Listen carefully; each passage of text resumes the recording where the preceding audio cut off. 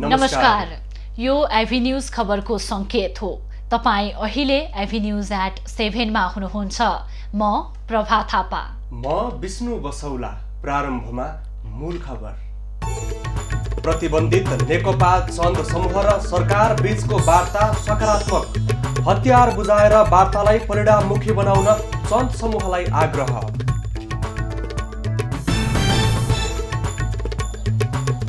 दाहाल नेपाल नेतृत्वको नेकपाद्वारा ओली समूहका 7 नेतालाई कारबाही। संयुक्त सरकारका लागि सबै दललाई अपील। सदस्यबाट निष्कासन गर्ने। सरकारको नेतृत्व लिन आफू तयार रहेको देउवाको भनाई। राजापुर हत्याकाण्डका आरोपी आलमलाई छुटाउन पहल गरिरहेको जानकारी। चीन र भारत जोड्ने महत्त्वकांक्षी सडक निर्माण सुस्त। मुआब्जा वितरणमा ढिलाइ हुँदा विराटनगर धरान खण्डको काम प्रभावित। पेट्रोलियम पदार्थको मूल्य सातामा 3 पटक बढेपछि विद्यार्थी आक्रोशित। 6 विद्यार्थी संगठनले गरे आयात निगम घेराउ।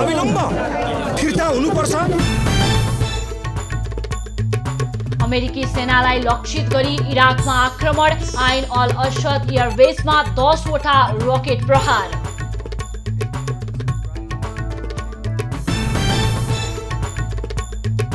र बी डिभिजन लिगमा नयाँ बस्ती र टुसाल 1-1 को बराबरीमा।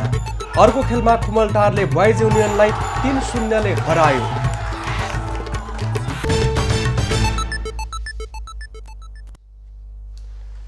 प्रभा, सरकारले नेत्रविक्रम चन्द नेतृत्वको नेकपालाई ध्वंसात्मक गतिविधि बढाएको साथै राष्ट्रिय सुरक्षा र स्थायित्वमा असर पर्ने भन्दै 2075 साल फाल्गुनको 28 गते प्रतिबन्ध घोषणा गरेको थियो। त्यसपछि कैयन पटक वार्ताको प्रयास नभएको होइन, तर पछिल्लो केही दिन यता अझै हिजै वार्ता टोली गठन भएर आजै 2 पटक वार्ता भइसकेको अवस्था छ। वार्ता सकारात्मक भएको बताइएको छ। पक्कै विष्णु र सरकारी वार्ता टोलीका सदस्यले चन्द समूहसँग भएका हात हतियार बुझाउनका लागि र बुझाइसकेपछि मात्रै वार्ता प्रक्रिया सहज हुने भनेर शर्त राखेको छ भने यता चन्द पक्षले आफ्नो पार्टीमा छलफल गरिसकेपछि मात्रै निर्णय लिने भनेर बताइराखेको अवस्था छ। अब खबरको सिलसिला प्रारम्भ गरौं सरकार र चन्द समूह बीच वार्ता सम्बन्धी प्रसंगबाट। सरकार र नेत्रविक्रम चन्द नेतृत्वको नेकपा बीच दोस्रो चरणको वार्ता सम्पन्न भएको छ। दोस्रो चरणको वार्तापछि सामाजिक सञ्जाल मार्फत सरकारी वार्ता टोलीका सदस्य राजन भट्टराईले वार्ता विशेष केन्द्रित रहेको उल्लेख गरेका छन्। उनले दुवै पक्ष समान धारणा नजिक पुगेको र छिट्टै सकारात्मक निष्कर्षमा पुग्ने अपेक्षा गरिएको जानकारी गराएका छन्। यसअघि बुधबार बिहान प्रधानमन्त्री निवास बालुवाटारमा दुई पक्षबीच पहिलो चरणको वार्ता भएको थियो। वार्तामा आफ्ना नेता तथा कार्यकर्तालाई रिहा गर्न चन्द समूहका वार्ता टोलीका सदस्यहरूले प्रस्ताव राखेका थिए। सो प्रस्तावप्रति सरकार सकारात्मक भएको बताइएको छ। त्यस्तै सरकारी वार्ता टोलीका सदस्यले चन्द समूहसँग भएका हात हतियार राज्यलाई बुझाएपछि मात्रै वार्ता प्रक्रिया सहज हुने शर्त अघि सारेका थिए। त्यस विषयमा चन्द पक्षले आफ्नो पार्टीमा छलफल गरेर मात्रै निर्णय लिने सुनाएको थियो। वार्तामा सरकारी पक्षबाट गृहमन्त्री रामबहादुर थापा र प्रधानमन्त्रीका परराष्ट्र सल्लाहकार राजन भट्टराई तथा चन्द नेकपाबाट प्रवक्ता खड्गबहादुर विश्वकर्मा र केन्द्रीय सदस्य उदय चलाउने सहभागी थिए। सरकार र चन्द समूहले मंगलबार मात्र आफ्ना तर्फबाट वार्ता टोली बनाएको घोषणा गरेका थिए। चन्द समूहको वार्ता टोली मंगलबार नै काठमाडौँ आइपुगेको थियो। सरकारले 2075 फागुन 28 गते चन्द समूहलाई ध्वंसात्मक गतिविधि गरेको ठहर गर्दै प्रतिबन्ध लगाएको थियो। दाहाल नेपाल नेतृत्वको नेकपाले प्रधानमन्त्री केपी ओली पक्षका 7 जना नेतालाई कारबाही गरेको छ। बुधबार पार्टी कार्यालय पेरिस डाँडामा बसेको केन्द्रीय समिति बैठकले स्थायी समिति सदस्य सुभाष नेमवाङ, केन्द्रीय सदस्यहरू विशाल भट्टराई, महेश बस्नेत, शान्ता चौधरी, प्रभु शाह, सूर्य थापा र कर्णबहादुर थापालाई कारबाही गर्ने निर्णय गरेको हो। बैठकले उनीहरूलाई 6 महिनाका लागि निलम्बन गर्ने निर्णय गरेको गरेको एक केन्द्रीय सदस्यले जानकारी दिएका छन्। स्थायी समिति सदस्य तथा दलका उपनेता सुभाष नेमवाङले पार्टीको अन्तरिम विधान उल्लङ्घन गरेको हुनाले स्थायी समितिबाट निलम्बन गर्दै 3 दिनभित्र उपनेताबाट राजीनामा गर्न निर्देशन दिएको हो। त्यस्तै केन्द्रीय सदस्य विशाल भट्टराईलाई केन्द्रीय सदस्यबाट निलम्बन गर्ने र सांसदको जिम्मामा रहन सचेत गराउने निर्णय गरेको छ। एवं प्रतिनिधि सभाका सदस्य विशाल भट्टराईले हालसालै जनतामा भ्रम सिर्जना गर्ने र हाम्रो प्रतिनिधि सभाका सदस्यहरू र अन्य केन्द्रीय कमिटीका सदस्यको बीचमा पनि भ्रम सिर्जना गर्ने र गलत सूचना प्रवाह गर्ने काम गर्नुभएकोले उहाँलाई पार्टीको अन्तरिम विधान 2075 को धारा 61 क र अघि नै मैले उल्लेख गरेका 1 देखि 5 र 14 नम्बर 1 देखि 5 र 14 नम्बर आकर्षित हुने गरी उहाँले पनि अनुशासनको उल्लङ्घन गर्नुभएको हुनाले उहाँलाई पार्टीको अन्तरिम विधान 2075 को धारा 61 ख को 178 अनुसार केन्द्रीय कमिटीको सदस्यबाट निष्कासन गर्ने। विभाजित नेकपाको ओली पक्षले केही दिन पहिले संसदीय दलको प्रमुख सचेतक रहेका देव गुरुङलाई हटाई भट्टराईलाई सो पदमा चयन गरेको थियो। यसबाहेक महेश बस्नेत, शान्ता चौधरी, प्रभु शाह, सूर्य थापा, गोकुल बास्कोटालाई केन्द्रीय सदस्यबाट निलम्बन गर्ने निर्णय गरेको हो। केपी ओलीको कदमलाई असंवैधानिक र अलोकतान्त्रिक भन्ने सबै दलहरूलाई संयुक्त सरकारका लागि यो बैठकले अपील गर्ने समेत निर्णय गरेको छ।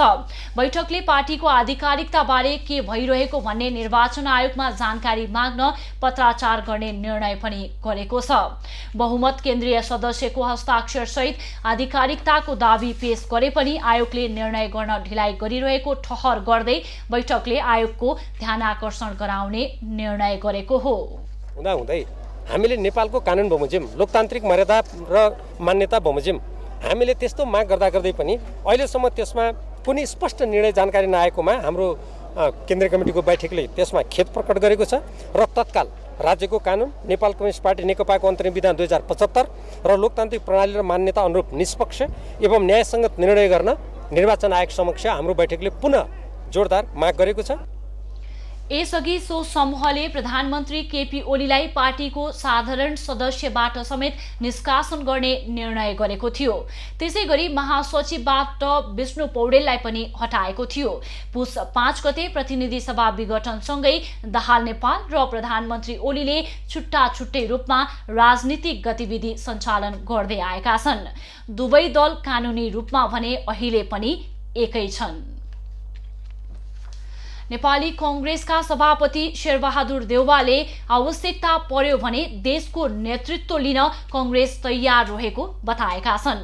रौतहटको गढीमाई नगरपालिकाको 6 धरमपुर सिंगारवनमा विष्णु पुराण महायज्ञको बुधबार उद्घाटन गर्दै सभापति देउवाले चुनौतीलाई व्यवस्थापन गर्दै देशलाई निकास दिन कांग्रेस अघि बढ्ने बताएका छन्। उनले देशलाई अनिर्णयको बन्दी बनाएर आपसी गुटबाजी गर्दा जनताले दुःख पाएको समेत बताए। यसैगरी सभापति देउवाले राजपुर हत्याकाण्डको आरोपमा पक्राउ परेका पूर्व मन्त्री रौतहट क्षेत्र नम्बर 2 का सांसद आफ्ताब आलमलाई छुटाउन आफूले प्रयास गरिरहेको बताएका छन्। उनले पुरानो झुटा मुद्दाहरूमा आलमलाई फसाइएको जिकिर गरेका छन्।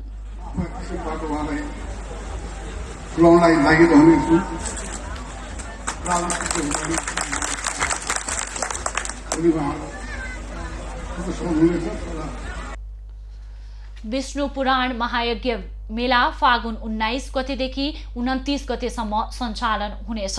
मेलामा विभिन्न खेल, तमासा, रासलीला, रामलीला सहितको विभिन्न झाँकीहरू प्रदर्शन गरिएको थियो। प्रतिनिधि सभा र राष्ट्रिय सभाका सांसदहरूलाई कोभिड-19 विरुद्धको खोप दिन सुरु गरिएको छ। बुधबार बिहान 10 बजेदेखि सिभिल अस्पताल नयाँ बानेश्वरमा प्रतिनिधि सभा र राष्ट्रिय सभाका सांसदहरूलाई कोभिड-19 विरुद्धको खोप दिन सुरु गरिएको हो। पहिलो दिन सभामुख, राष्ट्रिय सभाका अध्यक्ष, राष्ट्रिय सभाका उपाध्यक्ष लगायत प्रतिनिधि सभा र राष्ट्रिय सभाका सांसदहरूलाई खोप लगाइएको छ। कोभिड-19 विरुद्धको खोप लगाइसकेपछि सभामुख अग्निप्रसाद सापकोटाले कोभिड-19 विरुद्ध पूर्ण विजय हासिल गर्न सकिन्छ भन्ने विश्वास पैदा भएको प्रतिक्रिया दिएका छन्। मानव सभ्यतामा पनि चुनौती खडा गर्ने विश्वव्यापी महामारीको यो कोरोना 19 को चाहिँ जुन कहर हामीले खपिरहेका छौँ। आज मैले खोप लगाइसकेपछि अब यो अनुभूति त पहिला पनि हुँदै गरेको थियो। आज चाहिँ अब यसमाथि पूर्ण विजय हासिल गर्न सकिन्छ भन्ने विश्वास पैदा हुँदैछ यो खोप लगाइसकेपछि मलाई। त्यस्तै संसद सचिवालयका महासचिव, सचिव, कार्य व्यवस्था शाखा र सांसद सुविधा व्यवस्थापन शाखामा कार्यरत कर्मचारीहरू, सभामुख, अध्यक्ष तथा उपाध्यक्षहरूको निजी सचिवालयमा कार्यरत कर्मचारी, पत्रकारहरूलाई अन्तर्राष्ट्रिय सम्मेलन केन्द्र नयाँ बानेश्वरमा नै खोप लगाउने व्यवस्था गरिएको छ। ताप्लेजुङको दोभान बजारका अग्नि पीडितलाई दीर्घकालीन पुनर्स्थापनाको लागि सहयोग उपलब्ध गराउनुपर्ने मागसहित गृहमन्त्री समक्ष ज्ञापन पत्र बुझाइएको छ। ताप्लेजुङ जिल्लाको मेरिङदेन गाउँपालिका 3 स्थित दोभान बजारमा फाल्गुन 18 गते आगलागी भई 49 घर जलेर नष्ट भएको छ भने डेरवालसहित 79 परिवार विस्थापित भएका छन्। ताप्लेजुङका प्रतिनिधि सभा सदस्य योगेश भट्टराईको नेतृत्वमा दोभान बजार अग्नि पीडित राहत तथा सहयोग समिति गठन गरी सहयोगको लागि गृहमन्त्री रामबहादुर थापा समक्ष ज्ञापन पत्र बुझाइएको हो। ज्ञापन पत्र मार्फत आगलागीको कारण आवासविहीन हुन पुगेकालाई तत्काल राहत, पहाडी भेगको बजारहरूमा आगलागीबाट हुने जोखिम र क्षति न्यूनीकरण गर्न दमकल तथा पानी ट्याङ्कीको व्यवस्थाको साथै आगलागी पीडितको हितमा व्यवस्थित शहरी विकास योजनाको व्यवस्था गर्न माग गरिएको छ। लाई न्यूनीकरण गर्नको निम्ति अरू वैज्ञानिक उपायहरू के हुन सक्छ? एउटा त दमकलहरू सबै बजारमा उपलब्ध हुनु पर्यो, पानी ट्याङ्कीहरू चाहिँ सबै बजारमा उपलब्ध हुनु पर्यो, त्यो छँदैछ। अरू दीर्घकालीन ढङ्गले के गर्न सकिन्छ त्यो उपाय खोज्नु पर्यो भनेर हामीले 3-4 मध्ये ज्ञापन पत्र आज हामीले दिएका छौँ। ज्ञापन पत्र बुझ्दै गृहमन्त्री रामबहादुर थापाले ताप्लेजुङका अग्नि पीडितको लागि राहत र उद्धारको काम सुरु भएको बताए। सोमबार नै टेन्ट, ब्ल्याङ्केट पठाइएको र मंगलबार खाद्यान्न लगायतका अन्य सामग्री पठाइने उनले जानकारी दिए। राहतहरू उद्धार गर्ने कामहरू सुरु भइसकेको छ। हिजो मात्रै टेन्टहरू, ब्ल्याङ्केटहरू त्यहाँ पुर्याइसकिएको छ।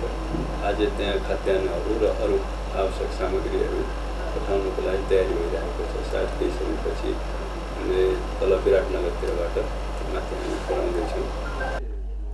तत्कालीन राहतको रूपमा गृह मन्त्रालयले प्रति परिवार 15,000 रुपैयाँको दरले पठाइसकेको जानकारी दिँदै मन्त्री थापाले कार्यविधि सच्याएर अग्नि पीडितको आवास निर्माणको लागि 5 लाख रुपैयाँ उपलब्ध गराउने आश्वासन समेत दिएका छन्। पेट्रोलियम पदार्थको मूल्य वृद्धिको विरोधमा 6 विद्यार्थी संगठनले नेपाल आयल निगम घेराउ गरेका छन्। अखिल क्रान्तिकारी अनिरासोब्यू 5औं लगायतका 6 संगठनले बुधबार आयल निगममा घेराउ गरेका हुन्।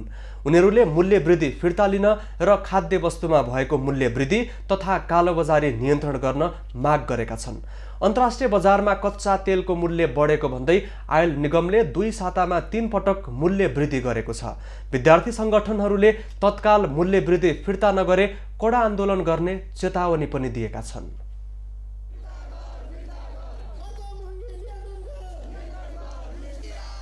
पेट्रोलियम पदार्थमा हुने मूल्य वृद्धिले दाल, चामल, खाद्यान्न लगायत सबै सामानमा चाहिँ स्वत मूल्य वृद्धि हुने र चुलो असाध्य महँगो हुने हुँदाखेरि पेट्रोलियम पदार्थको मूल्य वृद्धि जुन ढङ्गले भएको छ यो मूल्य वृद्धि अविलम्ब फिर्ता हुनुपर्छ र यो मूल्य वृद्धि फिर्ताको निम्ति हामीले आज यो सांकेतिक रूपमा 6वटा विद्यार्थी संगठनको आयोजनामा हामीले यो कार्यक्रम गरिराखेका छौँ। त्यस्तै काठमाडौँ विश्वविद्यालयबाट मेडिकल कलेजलाई सम्बन्धन दिने प्रक्रिया अगाडि नबढाउन पनि विद्यार्थी संगठनहरूले माग गरेका छन्।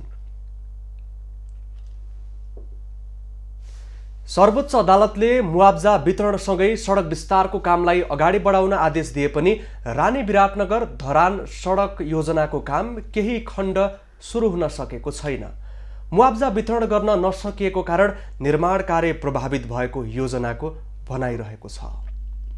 उत्तरी छिमेकी मुलुक चीन र दक्षिण छिमेकी मुलुक भारतसँग स्थलमार्गले जोड्ने महत्त्वाकांक्षी योजना मुआब्जा वितरणको कारण प्रभावित भएको छ। सरकारले गौरवको आयोजनाको रूपमा सुरु गरेको सङ्खुवा सभाको किमाथाङका सडक खण्ड अन्तर्गत पर्ने सुनसरीका दुहबी, इटहरी र धरान क्षेत्रको केही ठाउँमा मुआब्जा वितरण हुन नसक्दा निर्माण कार्य प्रभावित भएको हो। सर्वोच्च अदालतले मुआब्जा वितरण र सडक विस्तार कार्यलाई एकैसाथ अघि बढाउनु भन्ने आदेश दिए पनि सरकारले मुआब्जा प्रक्रिया अगाडि बढाउन नसक्दा समस्या देखिएको हो। धान र दुहबीमा चाहिँ ठेकापट्टा हुनै सकेको छैन। इटहरीमा भने ठेकापट्टा भइसकेको थियो। त्यो भइसकेको ठाउँमा पनि हाम्रो चाहिँ सर्वोच्चको आदेश अनुसार चाहिँ मुआब्जा वितरण र सडक विस्तारलाई सँगसँगै लाने भन्ने खालको आदेश यहाँ आयो।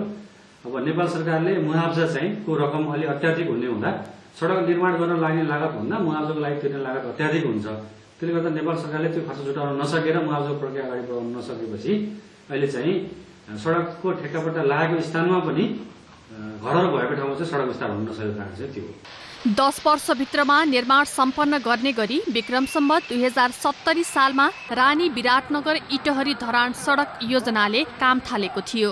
जम्मा 49 किलोमिटर सडक निर्माण गर्नुपर्नेमा हाल योजनाले 42 किलोमिटर सडक निर्माणको लागि ठेक्का लगाएको छ, जसमध्ये 30 किलोमिटर निर्माण सम्पन्न भइसकेको, केही ठाउँमा निर्माण कार्य भइरहेको र ठेक्का लागे पनि मुआब्जाका विषयले गर्दा इटहरीका केही क्षेत्रमा निर्माण हुन रहेको छैन। प्रभा, अहिले जारी खोप अभियानमा 4.5 लाखभन्दा धेरैले खोप लगाइसकेको सरकारले जनाएको छ।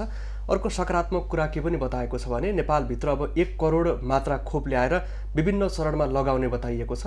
अब तत्कालै 23 गतेबाट सरकारले भारतबाट ल्याएको 10 लाख मात्रा फेरि पनि लगाउन सुरु गर्ने तयारी गरेको छ। पक्कै विष्णु, खोप अभियान जारी नै रहेको छ र कोरोना संक्रमितको संख्या पनि पहिलेको तुलनामा अहिले कम रहेको छ, तर पनि स्वास्थ्य सावधानी अपनाउन आवश्यक देखिएको छ।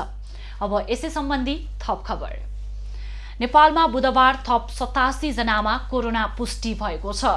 देशका विभिन्न स्थानमा गरिएको परीक्षणका क्रममा थप 87 जनामा कोरोना पुष्टि भएको स्वास्थ्य मन्त्रालयले जनाएको छ।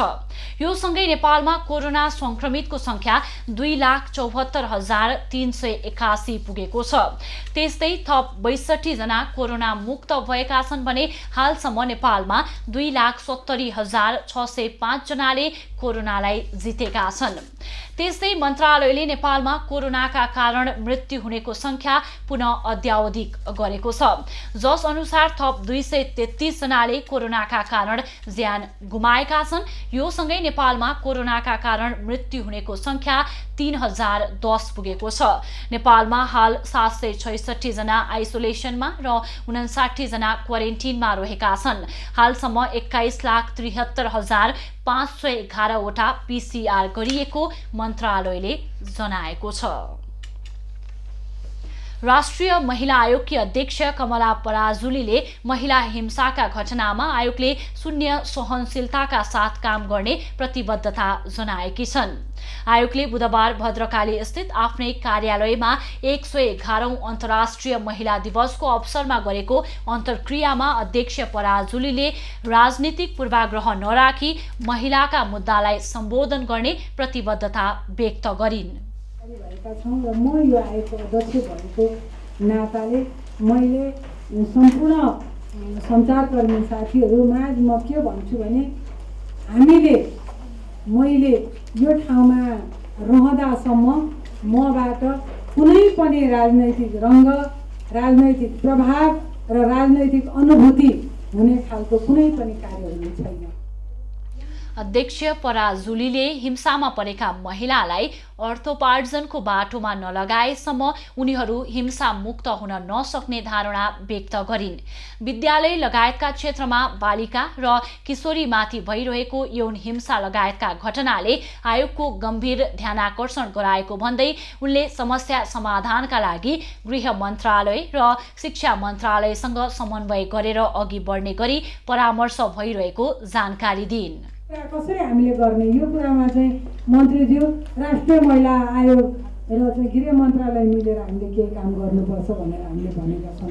त्यसै गरी शिक्षा मन्त्रीज्यूसँग गएर हामीले भेटेर समय लिएर हामीले कुराकानी गरिसकेका छौँ।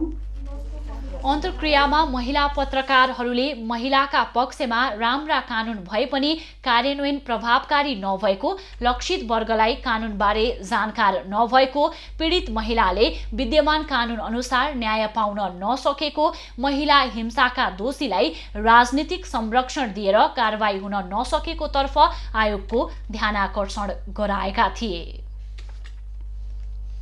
सरकारले यस वर्षको शैक्षिक सत्रलाई 14 महिनाको बनाउँदै जेठ महिनामा वार्षिक परीक्षा लिन विद्यालयहरूलाई निर्देशन दिएको छ।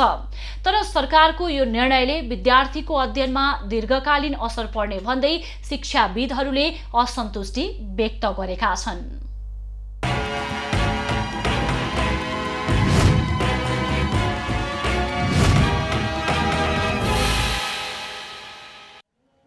नेपालमा विद्यालय स्तरको शैक्षिक सत्र सामान्यतया वैशाख महिनाबाट सुरु हुने गरेको थियो। गत चैत महिनादेखि सरकारले लकडाउन घोषणा गरेको र अझै पनि कतिपय विद्यालय भौतिक रूपले सञ्चालनमा आउन नसकेको कारण देखाउँदै यस वर्षको शैक्षिक सत्रलाई 14 महिनाको बनाउने निर्णय गरिएको छ। तर शिक्षाविदहरूले सरकारको यो निर्णयले विद्यार्थीको सिकाइ प्रभावित हुने भन्दै असन्तुष्टि जनाएका छन्। दोस्रो केमा हुँदो रहेछ भन्दाखेरि शिक्षकहरूलाई अब कोभिडको बेलामा नपढाए पनि पैसा दियो सरकारले, अब 2 महिना थप पढाउनु पर्छ भनेर फेरि पैसा दिनुपर्ने भयो, लगानीको हिसाबमा महँगो हो। तेस्रो चाहिँ के हो भने 2 महिनामा थप्ने बित्तिकै पढाइ पुरा हुन्छ त। शैक्षिक सत्रलाई लम्ब्याउनु भन्दा पनि विद्यार्थीको मूल्याङ्कनको जिम्मा विद्यालयलाई दिएर सत्र पूर्ववत अवस्थामा ल्याउनु आवश्यक रहेको शिक्षाविदहरूको भनाइ छ। शिक्षकहरू पनि पाठ्यक्रम पढाइ सकिएकोले चैतमै परीक्षा भए फरक नपर्ने बताउँछन्। विद्यार्थीलाई 5 महिना पढाउँदा पनि अब विद्यार्थीहरूले धेरै कुराहरू सिक्ने कुरामा, तर अब साना विद्यार्थीहरूलाई त कमसेकम 5 महिनाले पनि पुग्छ। अलिकति ठुलो विद्यार्थीलाई ठुलो चाहिँ कोर्समा नभ्याउने सम्भावना हुन्छ। सरकारको यो निर्देशन कुरेर बस्ने मागदेखिबाट मात्रै पढाइ सञ्चालन गर्नेलाई चाहिँ नसकिएला हैन, तर हाम्रो चाहिँ लगभग कोर्स सिद्धिएको छ। यता विद्यार्थीहरूले भने लकडाउनका कारण पढाइ प्रभावित भएको बताउँछन्। विद्यालयहरूले अनलाइनको माध्यमबाट अध्यापन सुरु गरे पनि प्रभावकारी हुन नसकेको भन्दै जेठमा परीक्षा लिनु ठिकै भएको विद्यार्थीहरूको भनाइ छ। राम्रैसँग सिकेको छ। अब फेरि बिस्तारै अनलाइन क्लास पनि लकडाउनको बेलामा पनि अनलाइन क्लास घरमा पढ्यौं। हुन त कोरोना महामारीले प्रभाव नपारेको कुनै क्षेत्र नै छैन, तर देशको शिक्षा क्षेत्रलाई यसले ध्वस्त नै बनायो भन्दा अति संयुक्ति नहोला। त्यसमा पनि सरकारले शिक्षा क्षेत्रमा गरेको हचुवा निर्णयले यस क्षेत्रमा अन्यल झन बढाएको छ। क्यामेरामा विनय तामाङका साथ सृजना मिश्रको रिपोर्ट।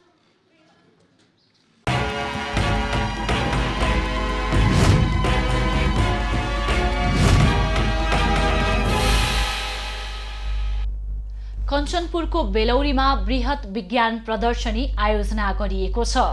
विज्ञान र आविष्कारका बारेमा विद्यार्थी र समुदायलाई समेत जानकारी दिने उद्देश्यले विजडम एकेडेमीकै विद्यार्थीहरूले तयार गरेका विभिन्न सामग्रीका नमुनाहरू प्रदर्शन गरिएको छ।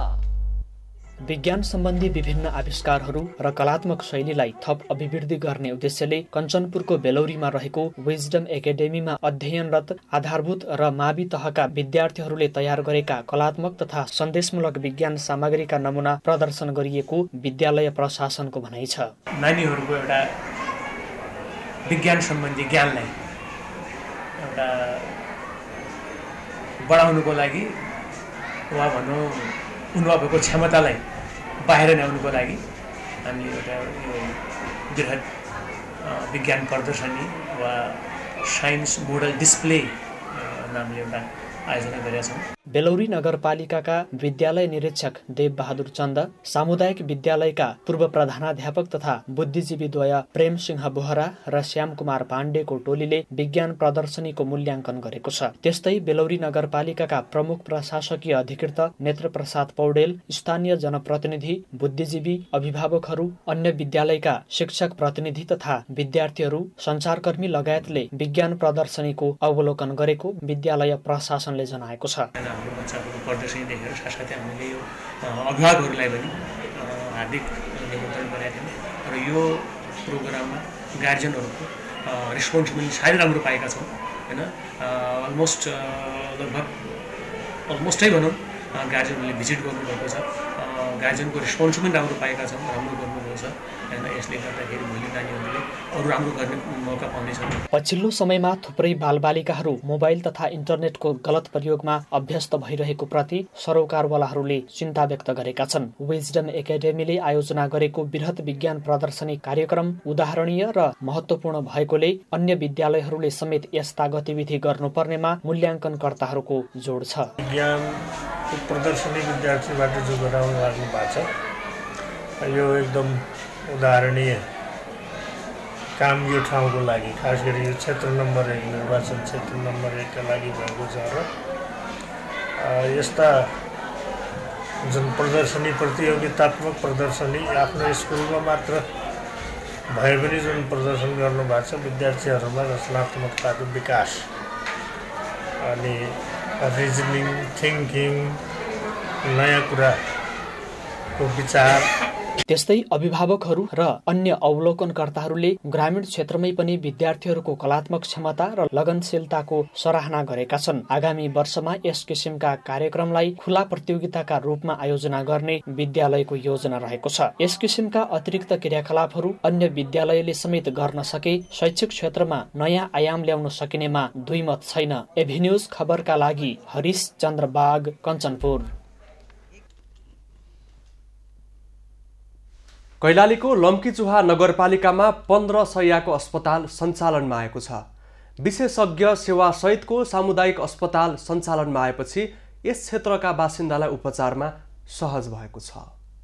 कैलालीको लम्कीचुहा नगरपालिकाले 15 शय्याको सामुदायिक अस्पताल सञ्चालनमा ल्याएसँगै यहाँका जनतालाई सामान्य स्वास्थ्य उपचारको लागि पनि अन्यत्र जानुपर्ने बाध्यता हटेको छ। नजिकै गुणस्तरीय स्वास्थ्य उपचार नहुनु, स्थानीय क्षेत्रमा भएका निजी अस्पतालको चर्को शुल्कको मार खेपेका जनता यतिखेर घर आँगनमै सर्वसुलभ र गुणस्तरीय स्वास्थ्य उपचार पाएपछि भने निकै खुसी भएका छन्। अहिले चाहिँ डाक्टर हुनुहुँदो रहेछ, यतै हुँदो रहेछ हाइड्रोसिल अपरेसन, त्यो भावनाले यतै गरौँ त भन्नेको अपरेसन चाहिँ एकदम राम्रो भयो। डाक्टर आफै लाग्नु भएको थियो, बाहिर जाँदाखेरि चाहिँ डाक्टरहरू त्यति हुँदैन, आफै स्वयं आफै चाहिँ गर्दैन।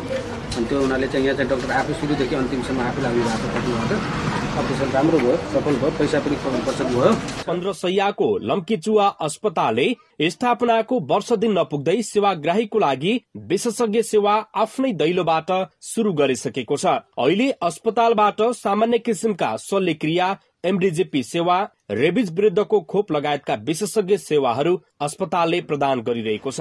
ओपिडी सेवा, त्यसपछि बहिरङ्ग सेवा, इन्डोर इमर्जेन्सी अनि प्रयोगशाला, ल्याब परीक्षणका कुराहरू, त्यस्तै स्वास्थ्य बिमा लगायतका अनि प्रसुति सेवाहरू हो। त्यसपछि चेक जाँचका कुराहरू, गर्भवतीका अनि टिबी, क्षयरोग अनि लगायतका सेवाहरू दिइरहेका छन् परिवार नियोजन। लम्कीचुहा नगरपालिका लगायत बर्दगोरिया गाउँपालिका र मोहन्याल गाउँपालिकाका जनता अस्पताल सञ्चालनपछि प्रत्यक्ष लाभान्वित भएका छन्।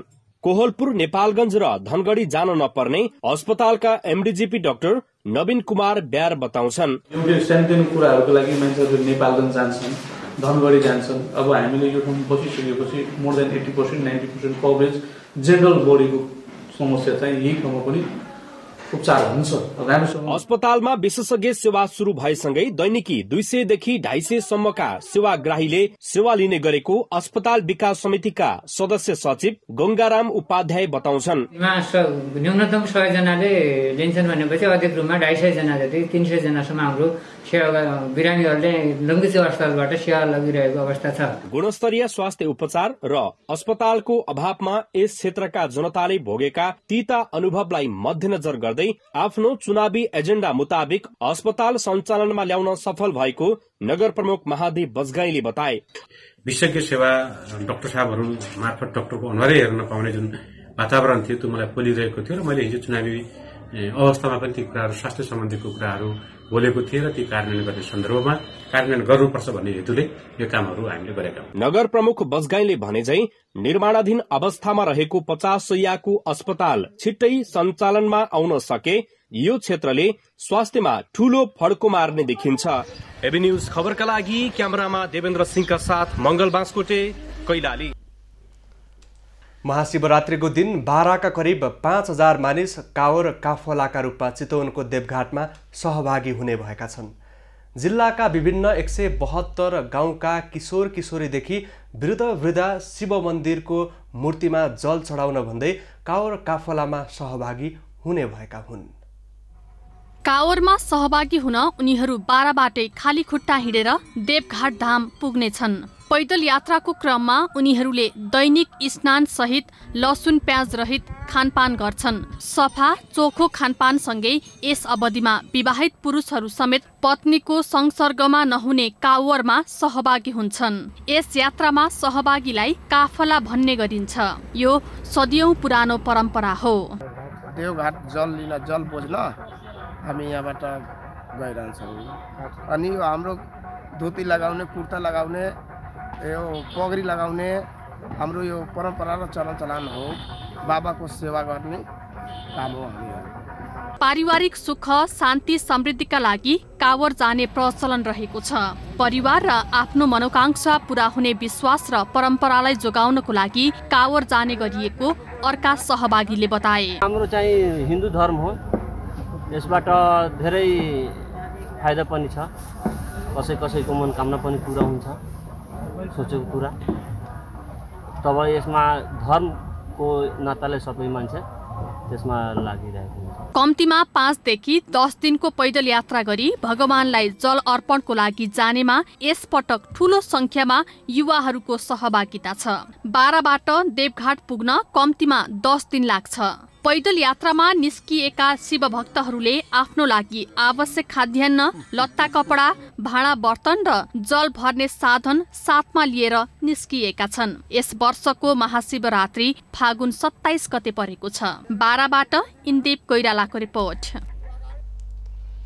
अहिलेसम्म ग्रामीण लघु जलविद्युत बाल्दै आएका बागलुङको सल्यानमा नेपाल विद्युत प्राधिकरणको केन्द्रीय प्रसारण लाइन पुगेपछि स्थानीय बासिन्दा खुसी भएका छन्। विद्युत प्राधिकरणको लाइन पुग्नुको साथै निशुल्क मिटर बक्स समेत पाएपछि विपन्न परिवार दङ्ग भएका हुन्।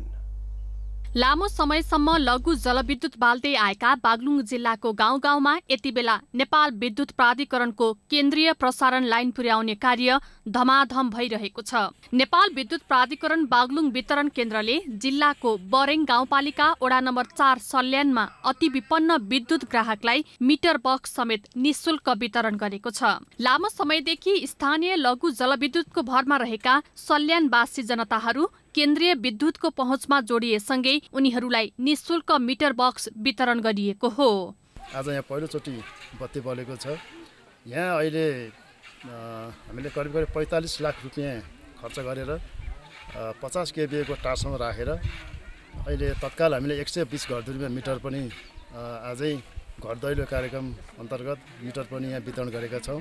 प्राधिकरणको अति विपन्न परिवारलाई निशुल्क मिटर बक्स प्रदान गर्ने अभियान अन्तर्गत बरेङ गाउँपालिका 4 का 11 घरधुरीलाई निशुल्क मिटर बक्स हस्तान्तरण गरिएको छ। विद्युतीकरणको विस्तार र सञ्चालनसँगै वडाभित्रका 120 घरधुरी प्रत्यक्ष लाभान्वित भएका छन्। यत्रो वर्षसम्म कस्तो कष्ट भयो, बिजुली आएको त लगभग 10 वर्ष भयो, तर मेरो एउटा मोबाइल चार्ज गर्ने मेरो अर्कोको घरमा जानु पर्थ्यो।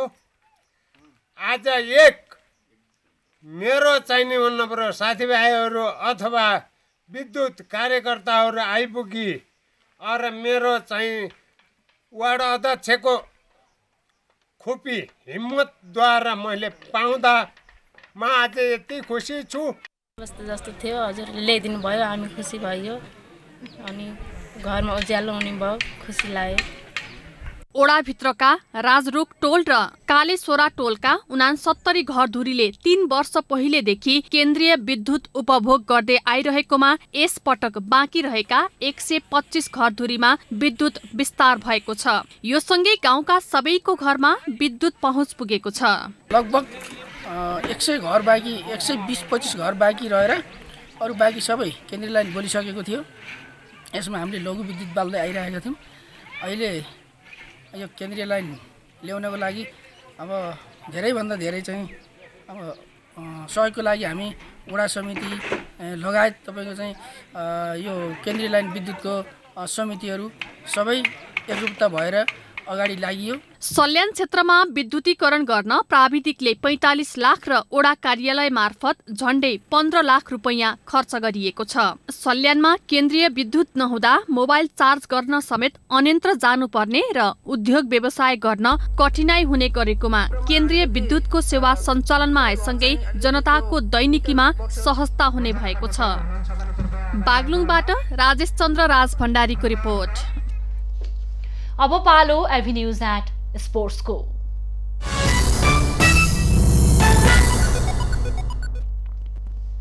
शहीद स्मारक बी डिभिजन लिग फुटबलमा नयाँ बस्ती युवा क्लब र टुसाल युथ क्लब 1-1 गोलको बराबरीमा रोकिएका छन्। बुधबार एन्फा कम्प्लेक्स 7 दुबाटोमा भएको खेलमा दुवै टोलीले बराबरी खेल्दै अङ्क बाँडेका हुन्। खेलको 39औं मिनेटमा विवेक गुरुङले गोल गर्दै नयाँ बस्तीलाई अग्रता दिलाएका थिए। खेलको 71औं मिनेटमा एलोन राईले गोल गर्दै टुसाललाई 1-1 गोलको बराबरीमा पुर्याए। त्यसपछि दुवै टोलीबाट कुनै गोल हुन सकेन। बराबरीसँगै 9 खेलबाट 12 अङ्क जोडेको नयाँ बस्ती लिगको 6औं स्थानमा रहेको छ। 9 खेलमा 8 अङ्क जोडेको टुसाल 7औं स्थानमा रहेको छ। यसैगरी आजै भएको अर्को खेलमा उपाधि दावेदार खुमलटार युथ क्लबले सहज जित निकालेको छ। खुमलटारले बॉयज युनियन क्लबलाई 3-0 गोल अन्तरले पराजित गरेको हो। खुमलटारलाई जित दिलाउन सबिन केसीले 2 गोल गरे। यस्तै आयुष खलानले 1 गोल गरेका छन्। जितसँगै खुमलटारले शीर्ष स्थानको 7 दुबाटो युथ क्लबसँग अङ्क बराबरी गरेको छ। अब पालो एभिन्यूज एट मौसमको। एभिन्यूज एट मौसमको साथमा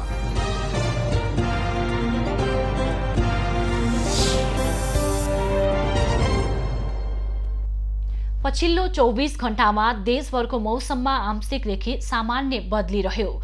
आज राति देशका पहाडी भूभागको मौसममा मात्र आंशिक बदली रहने जल तथा मौसम पूर्वानुमान महाशाखाले जनाएको छ।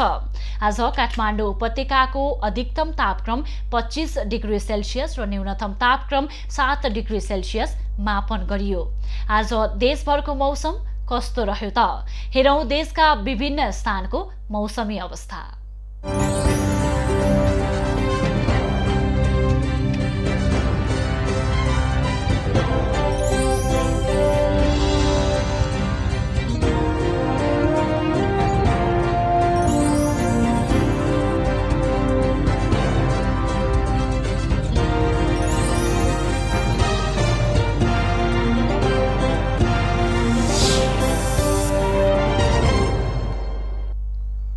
अहिलेलाई खबरको क्रम यति नै। एभिन्यूज खबरका यी सहित अन्य विस्तृत खबरका लागि www.avenews.tv लगअन गर्न सक्नुहुनेछ। युट्युब, फेसबुक र ट्विटरमा पनि हामीलाई फलो गर्न सकिनेछ। खबर भित्रको खबरका लागि हेर्दै रहनुहोला एभिन्यूज खबर। नमस्कार।